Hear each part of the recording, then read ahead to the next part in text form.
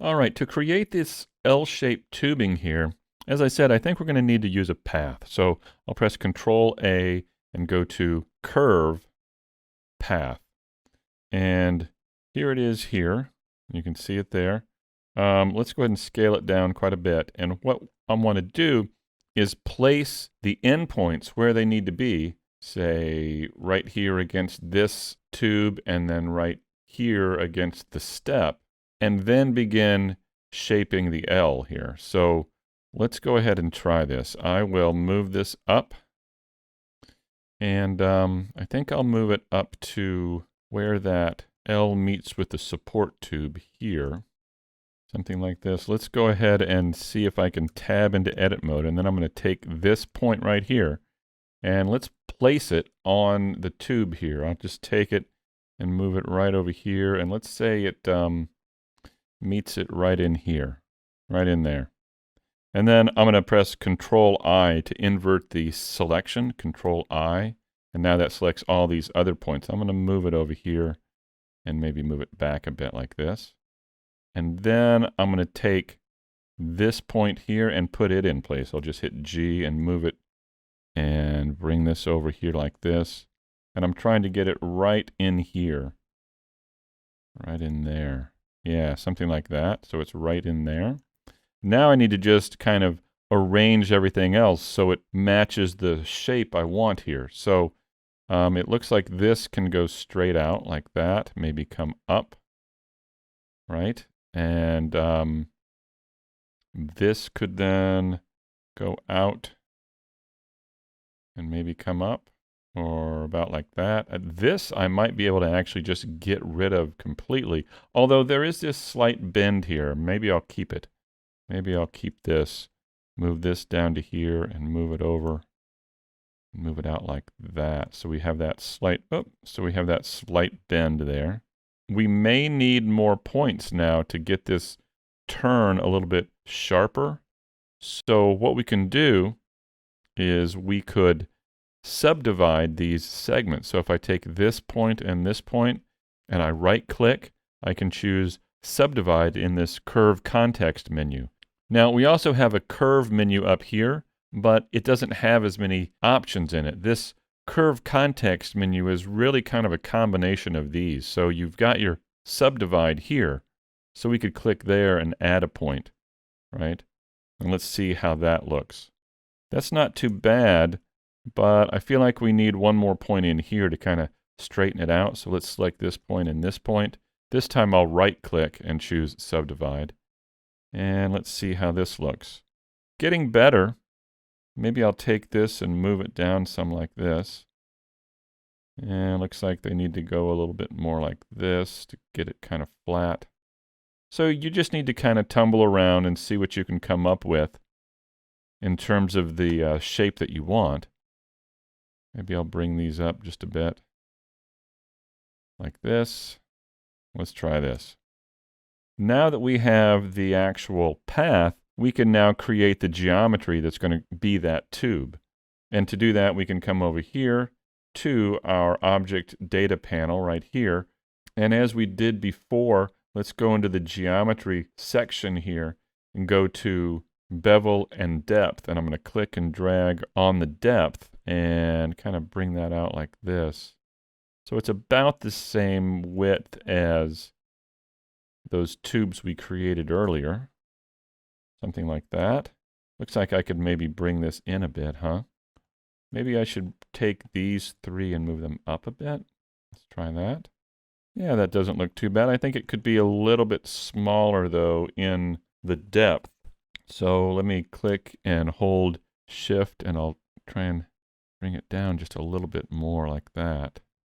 I could also, while we still have this, I could also bring this up just a bit. There we go. All right, now ultimately we're going to have to convert this to a mesh, to polygons, the way we did with that handle. But before we do that, we really ought to take a look at the resolution and how many polygons we're going to be creating. So first of all, let's go up here. I'm going to hit the Z key and go to wireframe now, and you can see all of these polygons that this is going to create. And we should really bring down this resolution preview U. If we click on the arrow here, we can begin to reduce the number of polygons that'll be created when we convert this. Now, that's probably too low there, right? But if we bring it up to maybe, I don't know, 3 might actually do it. That doesn't look too bad there. We have some pinching here, but honestly, I think we might be able to adjust that once we convert it to a polygon. I don't know that that's going to be a tremendous problem. All right, so we've got that. Also, we need to change how many sides it has all the way around. So if we take a look at it here, how many sides it has here. Let me come back over to the Object Data panel and scroll down, and this resolution here. So if we increase it, you can see it increases the number of polygons along the length of it. If we bring that back down, maybe to, well, 2 may be too little. Let's try it though. Let's see. Let me go back to solid mode. Actually, 2's not bad. Let's go ahead and go with that. So with those settings in place, let's go ahead and right-click and choose Convert to Mesh. Now, once again, we can also go up to Object up here, this Object menu, and go to Convert to, and convert to Mesh from Curve. So either way, I'll click here, and now if we tab into Edit mode, you can see there are the polygons. And we could, if we wanted to, take these edges here and just hit S and scale them up just a bit to kind of clean up that turn there, if we wanted to. I don't think it's absolutely necessary, but we can do that if we want to. Now what let's do is go ahead and mirror this over and put it on the other side. So I'm not going to mirror it around the 3D cursor or around the center of the grid. What I'm going to do is just mirror it around itself. And to do that, I can go ahead and duplicate the object, Shift-D, Enter, and then I'll press Control-M, and we will mirror it in the Y-axis. So I'll press Y, and then Enter, and there we go. So now I'll just take this and drag it over, and let's put it over here, right there. Okay, now we have those in place. Let's also take these 3 and join all these together. So I'll select all of these and press Control-J. And I should smooth these. So I'll go to Object, Shade Smooth. That helps clean that up. And then I guess what we could do is go ahead and just select this and these steps right there and join them. Control-J, move that object origin to the 3D cursor, and we can go ahead and just mirror this over. Add modifier, mirror, and there we go. So now that's over on the other side as well. Oh, we'd need these guys. Let's do that.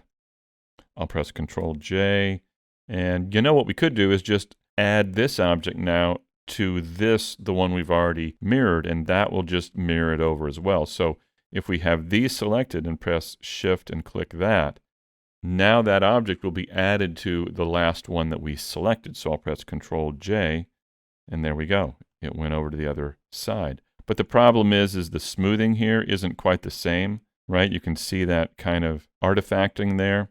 So let's go over to the Object Data panel, Normals, turn on Auto Smooth again, and that'll clean that up. And there we go. All right.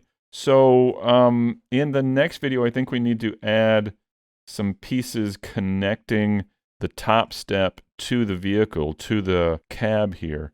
But also, let's take a look at creating these chains. Now, ultimately, we may not use them. They may just be too high poly. But I think they look really cool, and actually they're kind of fun to make. So let's also work on those chains.